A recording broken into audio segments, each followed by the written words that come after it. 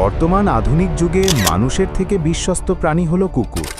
সভ্যতা যতই উন্নত হচ্ছে, মানুষের প্রতি বিশ্বাস ধীরে ধীরে কমে যাচ্ছে।